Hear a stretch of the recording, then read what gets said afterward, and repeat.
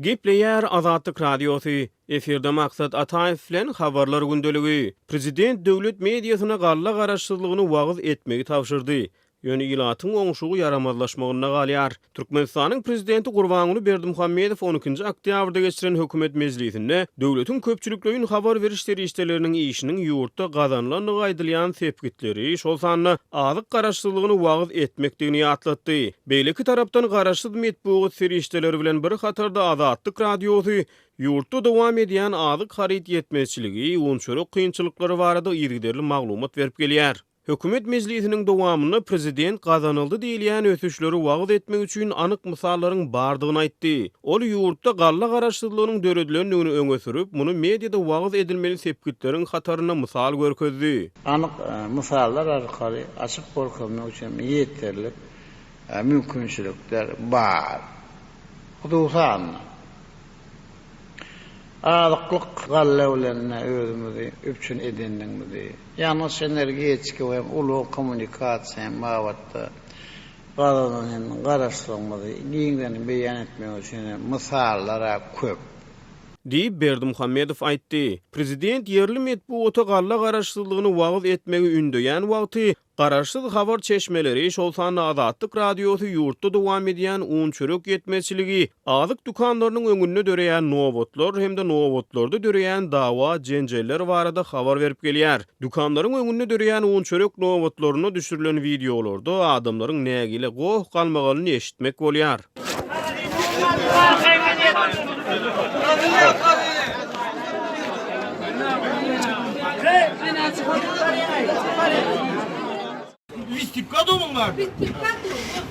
Baranda başsyny çağırşmaýy.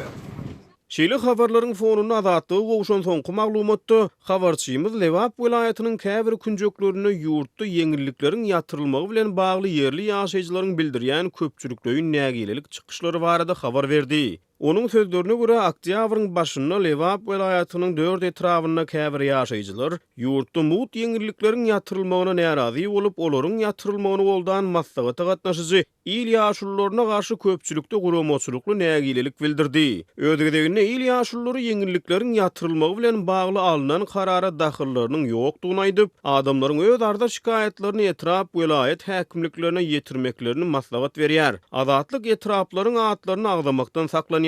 Munun ýa-ni 3-nji oktýabr güni Lewabyň welaýat häkimligine resmiler käbir yerli ýaşaýjylar bilen gurrundeşlik duşugyny geçirýär. Azatlygyň welaýatdaky ikinji çeşmesi Lewap welaýatyna ila tarapynda geçirilýän gurrundeşlikler barada maglumaty tasdiklady. Onun sözlerine göre häkimiýetler gurrundeşliklerde ýeňillikleriň ýatyrylmagynyň zerurlyklary barada hemde bagtyýarlyk zamanat hakyna çykyş edýärler. Çeşme şeýle mazmunly duşuklaryň beýleki welaýatlarda da geçirilýänligi barada özüne maglumatyň bardygyny sözüne goşdy. 25-nji sentýabrda geçirilen halk maslahatyny prezident halkyň hal ýagdaýynyň gowulaşanyny aýdyp, ilatyň ýeňillikli gaz, tok, suw we duw düpçünçiligini 2019-njy ýylyň 1-nji ýanwaryndan doly ýatyrdy. Maslahatyň mejlisinde ýaşurlar beýleki gatnaşyjylar bilen bilelikde bu karary bir agızdan goldapdy. Azatlygyň ýurt içindäki çeşmesi häzirki wagtda adamlary esasan unyň gyzyklandyrýanlygyny, döwlet dukanlarynyň un satyn almagyň ören kynçylyklydygyny habar berdi. Lewabyň bazarlaryna unyň 1 kilogramy 8-9 manatdan satylýar. Gazagystanda öndürilen unyň 1 kilogramy 15 manada çenli çykdy diýip, çeşme beýleki käbir harytlaryň bahalary barada da maglumat berdi. Ol Lewapda we Aşgabatda dollaryň sewdasynyň 20-21 manat aralygyndadygyny belledi. Türkmenistanyň prezidenti 12-nji oktýabrda geçiren hökümet mejlisinde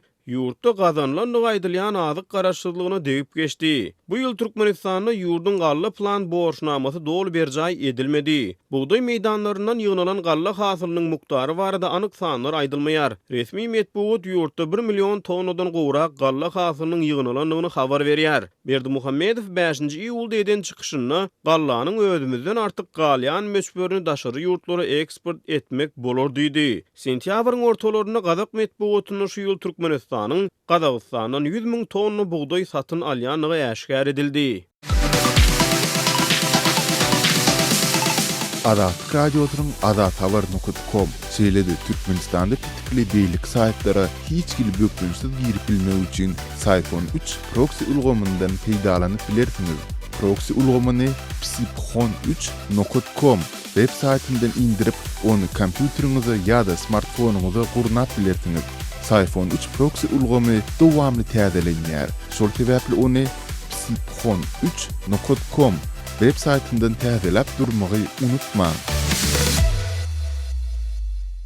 Gepleýär Azatlyk radiosu. Habarlar günnälik gepleşigimizde men Sahra dowam etdirýärin. Türkmen häkimetleri şu ýylda çap edilmegi göz öňünde tutulan okuw kitaplarynyň we gollanmalarynyň diňe 4-den 3 böleginiň çap edilendigini aýdyp, okuw kitaplarynyň ýetmezçiligi baradaky problemany gytaklaýyn boyun aldylar. Bellep geçsek, Azatlyk radiosu mundan 2 aý çemesi ozal ýagny ýurdun mekdeplerinde okuw ýylynyň başlanmagyna sanlyja gün galandy. Paýtagtda okuw kitaplarynyň ýetmezçiligi edýändigi barada habar beripdi. 12-nji oktýabrda ykdysadiýetiň puwdoklarynda şu ýylyň 9 aýynda alınıp barlan işleriň jemlerine bagyşlanyp geçirilen ministrler kabinetinin giňişleýin mejlisinde vice-premier Agam Radow 2018-nji ýylda çap etmäge meýilleşdirilen okuw kitaplarynyň we gollanmalarynyň 200 görnüşiniň 150-siniň neşir edilendigini habar berdi. Emma Türkmen Döwlet Habarlar Gullugynyň maglumatynda göz öňünde tutulan netijäniň näme sebäpden gazanylmandygy we bu barada ministrler kabinetiniň başlygynyň ýagny prezidentiň haýsydyr bir kommentariýasynyň bolandygy ýa-da bolmandygy barada hiç tat aýdylmady.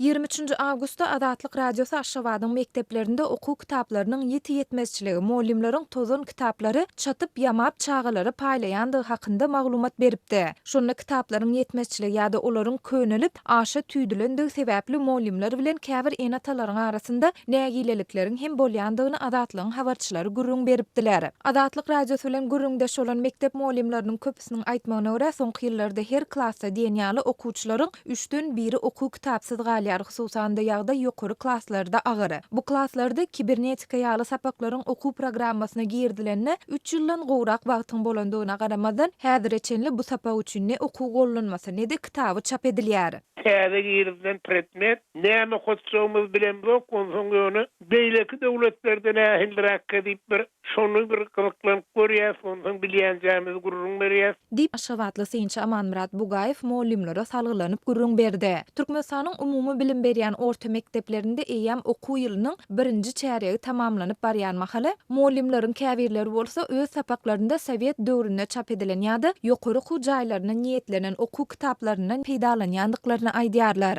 Bir okuw kitabyny tapyp, şonu bolmany 10 mekdebiň muallimleri bolup ullanýar diýip aýdýarlar. Onuň şu biri konspekt berýärmisin, ýani şonu kitapdan göçürüp şuwatlara mektep programmasyna aýtsa bolar, mektep okuwçysynyň agyny kabul edip biläjek zatlar diýip berýärmisin, onuň şol konspektem elden ele geçip şeýdi günni görýärler. Dip Seýinçi Bugaýew gurrun berdi. Galybersede anyny geçirilen hökümet maslahatynda türkmen lideri ýurdun käbir ilmi barlyk institutlarynda barlyk geçirilendigine, olaryň işinde köp sanly kemçilikleriň ýüze çykarlandygyna hem-de hakykatda netijeleriň ýokdugyna vice-premier Agam Radowyň ünsüni çekdi. Bu ilmi barlyk institutlarynyň işgärleriniň ilmi derejeleri ýok, diňe ýörite bilimleri bar. Olardan näme garaşyp bolar diýip resmi medeniýet Berdimuhammedowyň sözlerini titirledi we onuň Agam Radowa ýakyn wagtda ýörite topary döretmegi hem-de ilmi barlyk institutlarynyň her biriniň işinde derňöw geçirmegi. Soňra bolsa onuň jemleri barada hasabaty ministrler kabinetiniň garamagyna bermegi tawşyrandygyny aýtdy. Türkmenistanyň resmi medeniýetinde mekdeplerde okuw gollanmalarynyň we kitaplarynyň ýetmezçiligi barada maglumat berilmeýär. Emma ýurtda şu ýylda çap edilmegi göz öňünde tutulan okuw kitaplarynyň we gollanmalarynyň diňe 4-den 1 böleginiň çap edilendigi barada hasabat we bilime gözegçilik edýän iň ýokary ýolbaşçylara berilen käýinç we duýduruş türkmen häkimetläriniň bu problemany gytaklaýyn hem bolsa boyun alýandygyny alamatlandyrýar.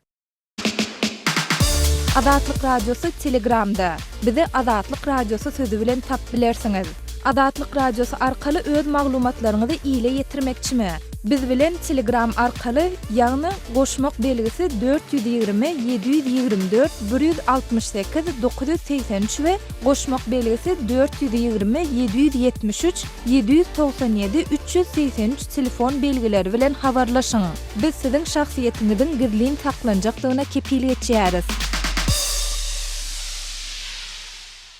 Gepleýär Azatlyk Radiosu. Habarlar günnälik gepleşigimizde men Sähra dowam etdirýärin. Şunlar Liwap welaýatynyň mekdeplerinde okuwdan galýan, mektebe gatnamaýan okuwçylaryň sany köpelýär. Käte hepdelep okuwa barmaýan okuwçylaryň köpüsi öý hojalyk işleri bilen meşgullanýarlar ýa-da paýta meýdanlaryna çykýarlar diýip bu welaýatda habarçymyz aýdýar. Howpsuzlyk ýagdaýlary sebäpli adynyň efirde atlandyrylmasydlygyny soran habarçymyzyň tasdiklamagyna görä, bu ýagdaýlara hususan da etraf we owa ýerleriniň mekteplerinde duş gelse bolýar. Sapakdan galan okuwçylaryň köpüsi öý hojalyk işleri bilen meşgul bolýarlar. Ya bolmasa enatalary bilen ýa-da olaryň ýerine paýta meýdanlaryna çykýarlar, mal bakýarlar. Öňler bu ýagdaýlardyň badyr günleri bolýan bolsa, häzir okuw günleri hem gaýtalanýar diýip habarçymyz molimlaryň we enatalaryň ençemesine salgylanyp gurrun berdi. Enatalaryň ençemesi çağlary okuwdan alyp galmagyň esasy sebäplerini ykdysady kynçylyklar we güderan aýlamagyň agyrlaşandygy bilen baglanşdyrýar. Meni közüm işleýän özümiň 4 çağam bar. Indi ikisi ýetişip gelýän bolsa, galan 2 çağam entäk hem ýaş. Olar men bir zat edip eklemeli. Badardaky bahalary görýäňizmi? Izinden ýetip bolanok. Men onsoň bulary nädip okuwa uğradaýyn. Häzirki wagtda meniň bir çağama-da eşik alyp bermäne ýagdaýym ýetenok. Aýakaby ýa bolmasa eşikleri ýyrtylsa, täzesi alynýança okuwa uğradyp bilmeýärin. Onsoň olar hojalyk işleri bilen meşgullanýarlar ýa-da paýta meýdanlaryna çykýarlar. Men ýaly başga da ençeme maşgala bar diýip dostlyk etrawynyň ýaşaýjysy Gülşat Azatlyň Liwapdaky habarçysyna gurrun berdi. Galy bersede Gülşat soňky ýyllarda mekdeplerde çağalar üçin edilýän egin eşik talabynyň köpelendigine, ýöne bazarlarda satylýan haritlaryň bahasynyň bolsa telim etse gymmatlandygyny aýdýar. Meselem bir çağa üçin talap edilýän okuw we sport eşiklerini satyn almak üçin adyndan 400 manat çykda jetmeli. Ondan başga bularyň okuw esbaplary hem arzan däl we adyndan 200 manat çykdagy bolýar diýip Gülşat bellidi.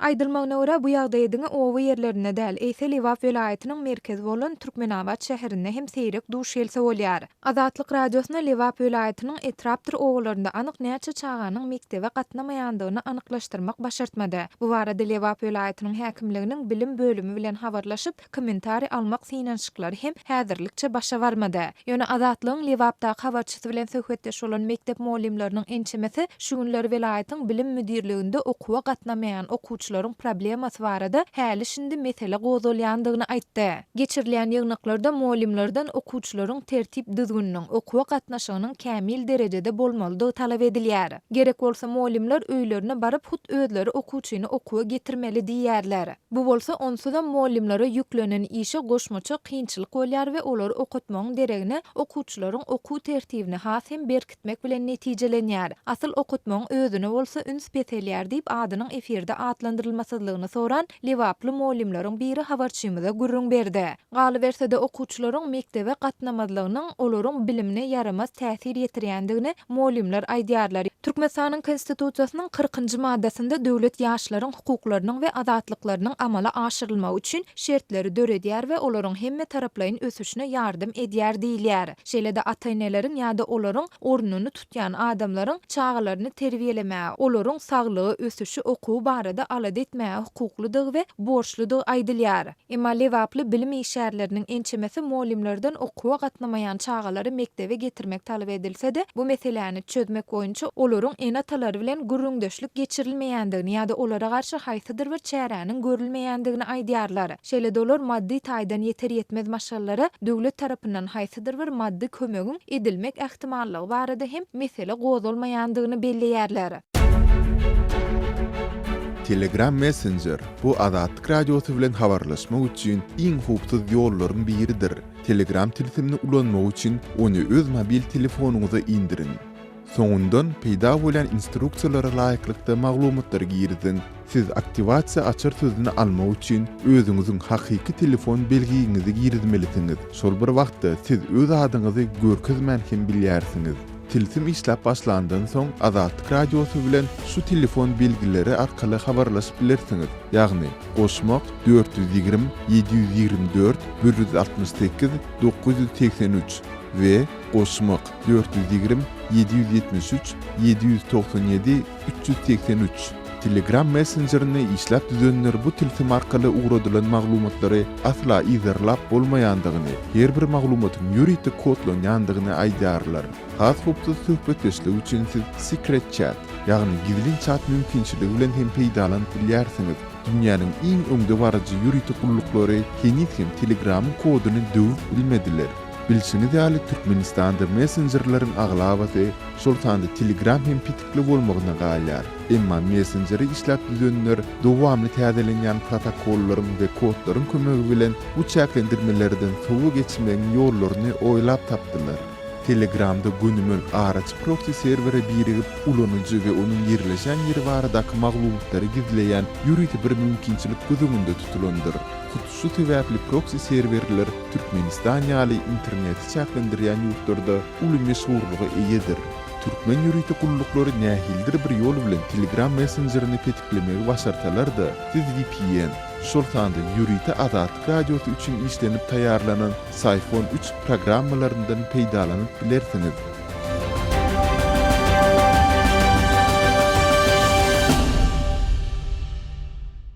Gepleýär Azatlyk radiosy. Eferde habarlar gündəligi bilen men Şaýmerdan oly Murady Kabuldan. Demirgazyk Awganystanyň Jowzjan welaýatynyň Qarkyn etrabynyň obalary jeňçileriň iýeçiligine geçdi. Etrabyň häkimliginiň binasyna da jeňçiler hüjum etdi. Awgan güýçler bilen jeňçileriň arasynda gazaply uruş boldy. Uruşda iki tarafa da uly ziýanyň ýetendigini erli resmiler aýdýarlar. Qarkyn etrabynyň häkiminiň wezipesini ýerine ýetirji Muhammed Sahy Ihsanyň Azatlyk radiosyna aýtmagyna görä, iki gece gündizden bäri Qarkyn etrabynyň häkimliginiň binasy jeňçileriň gabagynda galýar. Uruşda köp weýrançylyk bolupdyr. Mektep medreseleriň gapylary okuwçylar üçin ýapylypdyr. Qarkyn etrabynda ýaşaýan halkyň kynçylyk çekýänliklaryny Muhammed Sahy Ihsan aýtdy. Iki gündizler Qarkyny masire edip kynçylyklar, köp weýrançylyklar ortaga geldi. Bizler ýa barman her gaýsymyz bir ýerde majur bolup, oglanlarymyz her gaýda bir ýerde mektepler galykly, medreseler ben tolpdur. Qarkyn etrabynda umuman türkmenler ýaşaýarlar. Hüjumçylaryň hem aglabaty türkmenlerdir. Muhammed Sahy Ihsanyň aýdyşyça atışyklar dowam edýär. Halkyň üýjaýlary uruş sebäpli weýran bolupdyr. Ölen adamlaryň jesetleri meýdanda galypdyr. Uruşy togtatmak üçin merkezi hökümetiň Qarkyn halkyna ýardam etmeligini Muhammed Sahy Ihsan sorady. Ana günde atışyk köp han üýler hem weýrana boldy. Ortamda jesetler hem meýdanda galdy. Ýene hem islegimiz şol merkezi hökümetimizden hem Orusdan jaly ortadan götürseler bir aram asuda farkında bir ýetişlik etsek. Jowzjan welaýatynyň böleki etraplarynda da howpsuzlyk şertleri ýaramanlygynda galýar. Şo sebäpden halk öz üýjaýyny terk etmäge mejbur bolýarlar. Köp adamlaryň Qarkyn etrabyndan bozup çykanlyklaryny Muhammed Sahy Ihsan aýdýar. Bozgullaryň kyn şertleri baştan geçirýänliklaryny häkim Muhammed Sahy Ihsan ma'lum edýär. Basyp çykanlarken hatda hasaby ýok. Munyň mana şu birgan merkezine gelip otyr, kiraýa ýa-da kynçylyk öýlerinde huly ýok, jaý ýok, oturýan serfana ýok. Malasiri we bar görseňiz, ýerini görseňiz, Qarkyn halkydyr, maýda oglanlaryny üşüdip, aýallaryny derbeder edip. Uruşda asuda ilatyň hem ziýan çekýänliklaryny insan hukuklaryny goraýjy guramalar bildirýärler. Muhammed Sahy Ihsanyň aýdyşyna garanda Qarkyn etrabynda bolan çaknaşykda da asuda ilata ziýan ýetipdir. Gepleýär Azatlyk radiosy. Gadyrly dinleýijiler, Azatlyk radiosy türkmen raýatlarynyň haýyşlary esasynda olaryň prezidenti öz problemleri baradaky arzularyny eşdirip bilmeklerine mümkinçilik töretmek maksady bilen hormatly arkadagatly ýürüýte rubrika başlaýar. Bu rubrikasyny siz öz kynçylyklaryňyzy beýan edip, olary efir arkaly eşitdirip, şeýle de Azatlygyň web saýtyna, sosial ulanlardaky sahypalaryna çap etdirip bilersiňiz. Siz öz hatlaryňyzy Azatlyga hat üstü bilen, telefon arkaly, biziň ýerli habarçylarymyzyň üstü bilen ýetirip bilersiňiz.